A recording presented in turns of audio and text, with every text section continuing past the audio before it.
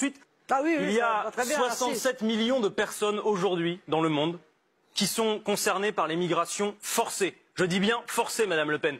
Pas qui choisissent de quitter leur pays, qui n'ont pas d'autre choix que de le faire. 80% des mouvements migratoires se font entre pays du Sud. Et il y a des mouvements migratoires d'ailleurs dans le débat européen dont on ne vous parlera pas. Par exemple, le fait que 400 000 Grecs aient été poussés à quitter leur pays pour fuir les politiques d'austérité imposées par Bruxelles. Creusez tous les fossés que vous voudrez.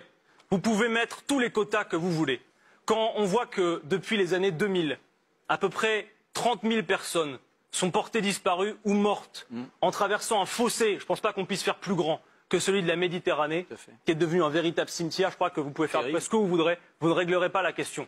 Et je pense, compte tenu de la proportion, que la France peut prendre sa part. Une fois qu'on a dit ça, il faut dire que l'Union européenne est incapable d'organiser les choses. C'est complètement anarchique, avec notamment la règle de Dublin. Et je vais vous dire une chose aussi, c'est que nous avons des responsabilités dans le fait qu'ils soient obligés à partir de chez eux. J'en vois trois. Certains conflits, des guerres dans lesquelles nous avons mis les mains, notamment en étant arrimés à l'OTAN dont il faut sortir.